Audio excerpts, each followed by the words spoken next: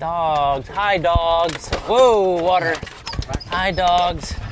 It is freaking hot out there, dogs. Look at all the news outlets are covering $5+ gas prices. I think we paid like $5.40 for diesel towing this huge thing down here. Yeah, me, Johnny, and Trey, we kind of caught a break in our Elite Series schedule, so we decided in June, I mean, it's hot outside, but we decided to tow the RV down here to the San Antonio area. This lake that we're on, it's a small lake. It's a well-known lake for big fish and big numbers in the months of February, March, April down here in South Texas. But we decided to come here in June. Not a lot of boat traffic around. Not a lot of people around camping, but we decided to grab all 3 dogs, and yes, we got a new dog. Leica, check her out. Look at her. A Dutch Shepherd.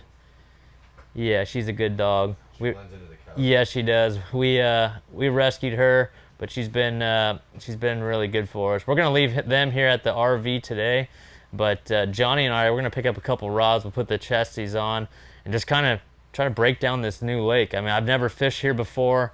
It's not very big. It's full of timber. I hear it's full of grass, but being early summer, I figured there'd be a topwater bite as well as a chatterbait, swim jig, worm bite. But we're gonna rig up a bunch of stuff and head out there and see what we could find. So it's always nice. There's no tournaments going on.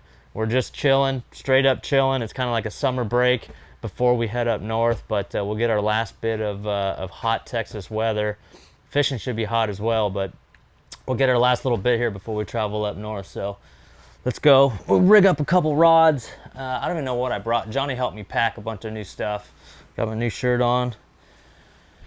Let's, ooh, yeah. What are those? Yeah, I don't even know, dude. But these are the best shirts in the game. They fit me well. They're cool. And the designs, I mean, you can wear these out golfing, have a couple drinks or whatever. Oh yeah, the Avalanche won last night. How about that? All right, let's go load up. Worms. Devo, you're staying, buddy. Top water. Yeah, you gotta stay, kid.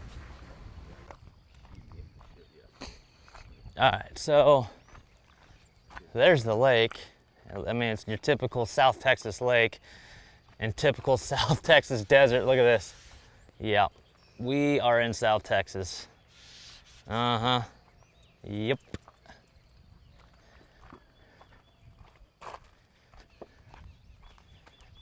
I see Johnny brought the right stuff. Okay, so coming in, I saw some grass along the bank, which means there could be some punching opportunities being post-spawn and warm. So, of course, nuke punch. Again, watermelon red and green pumpkin. Cannot go wrong there. Okeechobee crawl. Yep, couple swim jig trailers. Kraken crawl. And the rat chunk. Okay. Mondo worm, for sure. Plum. Good job, Johnny. Johnny helped me pack all this stuff. That's all good stuff. They got you the big boys, and then Yep. maybe, you know. Yep. You have Though, to... like that right there is like the Texas staple. I got all like my fast moving baits in there, like top water and buzz bait, stuff like that. I got all that stuff in there. Dude, my freaking cap, my Lear cap still isn't in. I've been having to roll with this tonneau cover, and this is weird because in 10 years I've been on tour, I've always had a truck cap where I could stack my tackle. But this Tundra is so new, the 2022s, the design's so new that the cap companies aren't caught up with this design yet.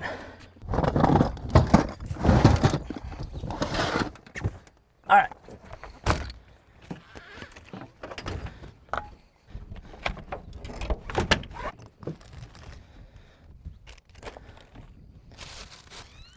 So I know the designers, the engineers over at Guggen / Bass Mafia have been hard at work on not only my swim bait, but a topwater lure as well, a topwater walking lure. So this is not even out yet, but this is like revision 2 or 3. Like you can see like all the different codes on it and weighting. But they say this one is complete, done. It's got the Bass Mafia eyeballs. Nice. It's got some good weight to it, man. A lot of good. All right, everything's done.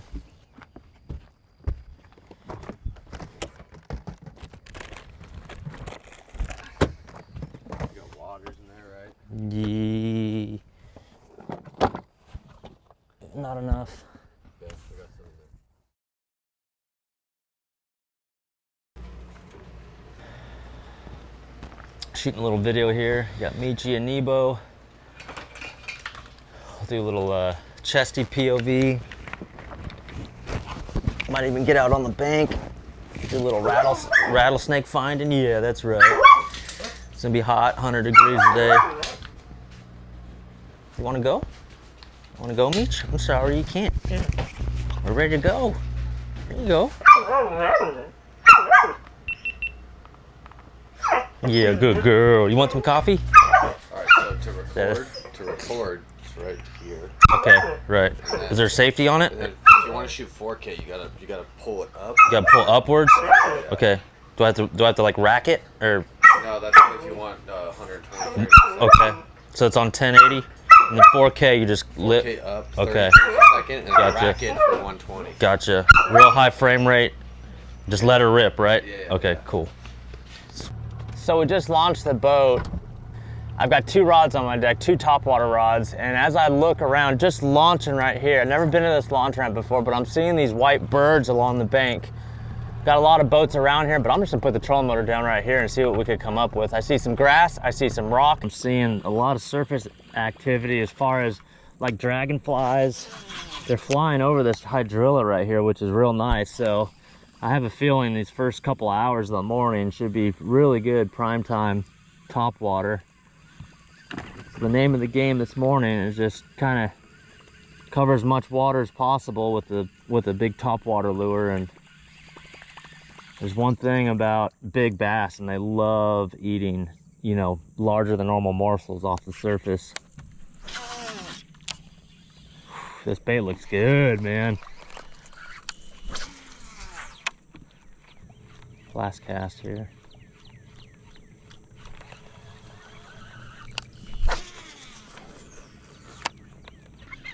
As I'm hopping along these spots here, 2 things to keep in mind. You know, plopping style bait like this revolver versus a walking style bait like this. It's a Bass Mafia prototype I'm fishing this morning. Generally speaking, when there's a little bit of chop or stain to the water, go with the revolver. If it's clearer or calmer or kind of patchy style grass, then definitely go with the walking style bait, because you could pause it in between those holes.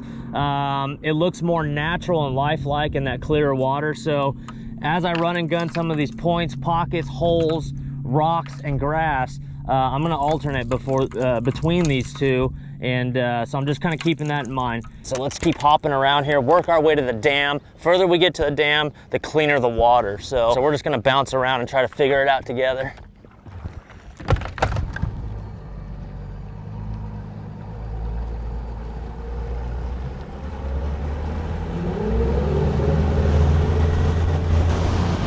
Kind of coming out of this creek, going out into the main lake there. And there's one grass point that sticks way out into the channel here, so that's always a good spot. Much like swim bait fishing, we're looking for those points that touch the main channel. It's just a good little stopping spot for any fish that were in the back of the cove working their way out towards the main lake to spend the rest of the summer. So this is a great little stopping spot. There's already a little surface activity there. Great spot for a big fish on top.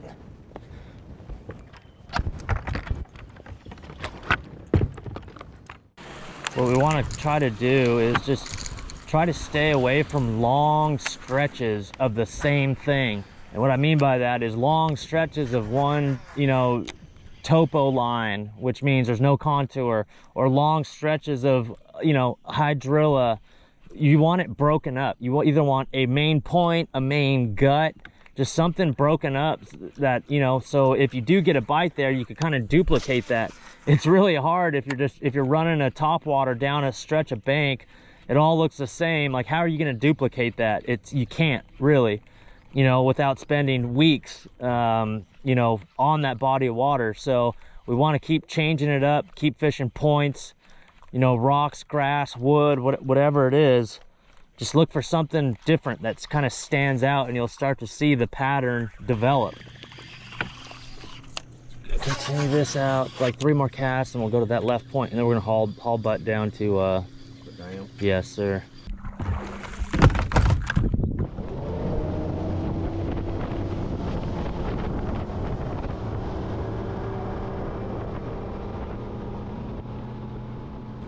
I looked at my satellite, you know, I pulled up my phone, pulled up Google Maps, looked at the satellite, and a lot of times that'll show you contours, shoreline structure, more importantly, grass. Like whether, you know, the satellite photo was taken in 2005, 2010, 2015, 2020, whatever it is, it shows where grass typically grows on this body of water. So I pulled it up and it shows this cove, you know, whether it was taken 10 years ago, this cove is full of grass here. Here we go, Johnny. That's a big one. First cast. Huge. Yeah. You getting scared? No, but you're not going to get your bait back, just so you know. You mean your bait? Okay. No, not that one. We need Stop. that. Just Phil. Bro, that's the only one I got. Johnny, No, Johnny, Johnny. Dude, that's the only one I He got. ain't gonna get it. Dude, that thing's giant, bro. Get it away. Johnny says get it away from him. Very few things we'll take a break from fishing for, and that is one of them. Jacking with a gator. Messing with Sasquatch. Come here, Johnny. Come on. Oh, nice. Nice fish, Johnny. First cast With that guy. Oh, I'm missing that to trait. All right, the open water, topwater bite has been pretty slow. And for a South Texas little lake, there's a lot of pressure on this lake right now. So I just had a couple little bumps on top, and Johnny's like, well, this is getting boring. Let me pick up a frog. Johnny picks up a frog, and the first cast, like you guys saw me lip it. Check that thing out. Let's see if I can get it, dude. That's what you come to South Texas for. I mean, that is a freaking like 6.5 pounder, absolute giant. So for not being on this lake, we're getting a lot of clues, but this is literally the first cove we pulled into where there's life. You know, we poked around all morning, fishing main points, secondary points, some coves, and as soon as we pull into this cove, there's a 14-foot alligator. There's like 6 different hogs on the bank. There's bait fish everywhere, and Johnny throws a frog, and boom, catches a 6.5 pounder. So we're gonna mix it up. We're gonna put the top waters down. It's starting to warm up a little bit. I'm gonna actually pick up a frog. Thanks, Johnny. And punching, exactly. I'm gonna pick up a nuke punch and start punching around. So switching gears, frogging and punching, just like we know how to do, almost California style, but we're in South Texas.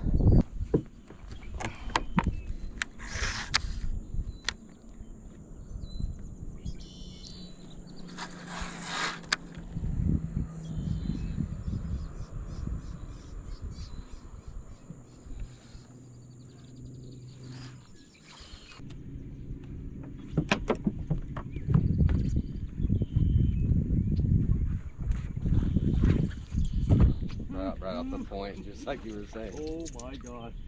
Oh, nice. Okay, so that's 3 blow-ups for Johnny on this patch right here, this little hydrilla patch. And when you're like clueless all morning, like we were running top water, and then all of a sudden these clues appear, you got to ask yourself, like, why? So why this hydrilla patch right here? And it's different than the rest of the grass patches around. See how like sparsy it is? It's like real sparsy and patchy. And that allows it's not choked out, so that allows some of these big fish to cruise around some of these holes like this and target bluegill and birds and frogs on this surface right here. So after 3 blow-ups with his loud frog here, I'm gonna punch through here, but you know, ask why. Always ask why. If you get a big bite, you miss one, if you catch a big fish, ask yourself why it was on that grass patch, and then try to duplicate that. That's how you pattern fish, especially in 3-4 day tournaments, or if you're just out having fun for the day. It definitely leads you to success for the rest of the day. So why this grass patch? Because it's isolated off the bank, away from the bank. It's matted over, so it's got shade, but it's got those holes in it. So for the rest of the day, that's what we're gonna look for, those holes, those little patchy hydrilla spots. And we're gonna try to catch another 6 pounder.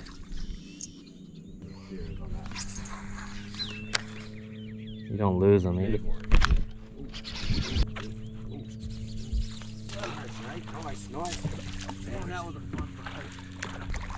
Putting the top water down, going to the big weight, and a nuke punch. That's a nice one, hooked right where it needs to be hooked. But dude, that's like exactly how Johnny's big fish was. I mean, just a cove and then the grass point. I mean, that is so typical. And that's a warm fish. The water temperatures are really, really warm. So we got a little pattern figured out, and it's gotta be that nice, crispy, clean grass that could harbor life. And it's always the point, like the point of the grass, cove, cove, cove, the only point of grass that sticks out. And if it's clumpy like that, that's our pattern. So we got that figured out. Can't go wrong with Okeechobee crawl. I like doing the blue side down. Go in 1/4 inch. 1.5 ounce weight. There's a real important thing when you're punching is, you know, keep an eye on that barb, that hook barb there. And I'm just gonna barely put that hook into the meat of the plastic, just past the barb to where it doesn't want to back off. But you want to have more meat of the plastic on top of the hook point than below it, so you're able to go in and out of that real thick hydrilla. And there's just plenty. There's probably 1/8 of an inch of plastic on top of that hook point. And with a big heavy 8-foot rod, 65-pound no stretch braid, when you set the hook, even just 25% of a hook set, that hook point will go right through that 1/8 of an inch of plastic, no problem. And you're able to fish it for hours and hours and hours without that hook point coming out.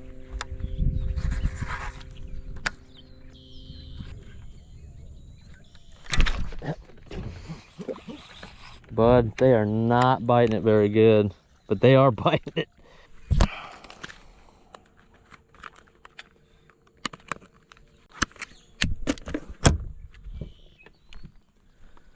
All right, so we're working with 86 to 87 degree water temperature. So just kind of a hot atmosphere.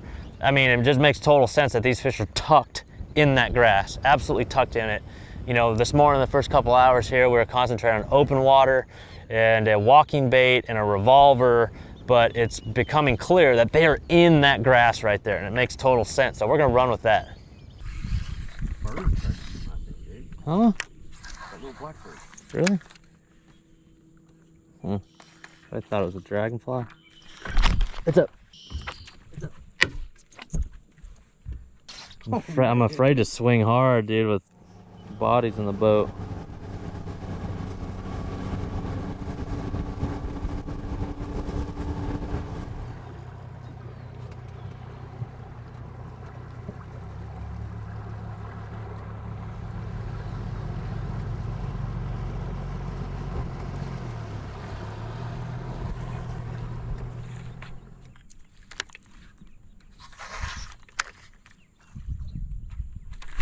Oh my God, that was a giant, dude.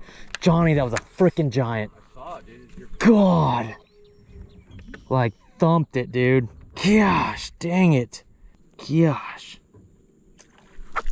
Got him. Nice, Johnny.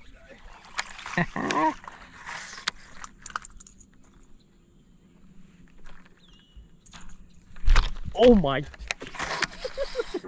It took my freaking nuke punch. Took it. What is going on right now?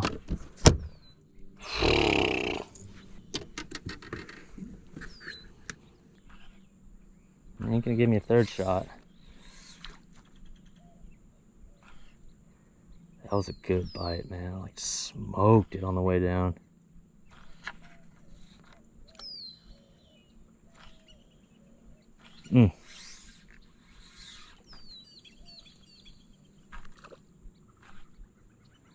Nope, just shows you that even those little patches like that will hold a nice bite. Starting to get warm too. The sun's popping out. I mean, it's well before noon, and it's getting hot down here in South Texas. But in theory, it just makes it better. As the sun gets up, those fish want to find more and more shade, and we'll be happy to feed them a nuke punch. So not huge ones, but after Johnny catching that 6.5, me catching a couple in the 2.5, 3 pound range, that's very convincing that yes, they are in the grass. So what started out as the topwater tip video, I really thought we were gonna catch them on top, you know, fishing outside points and just going down grass lines.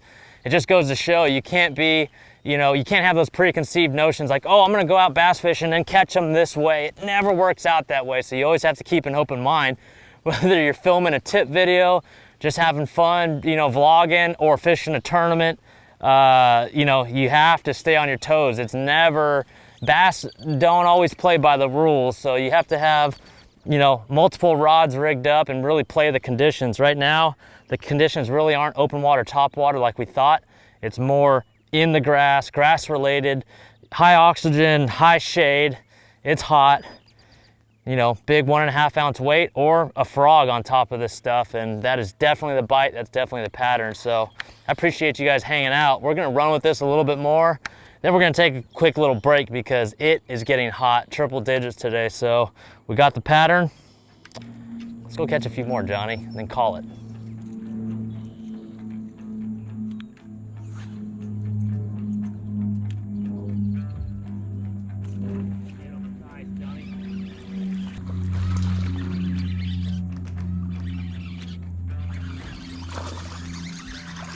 Yeah. Big one. Alligators show us where they live. Literally every cove that had a gator's got a bass in it.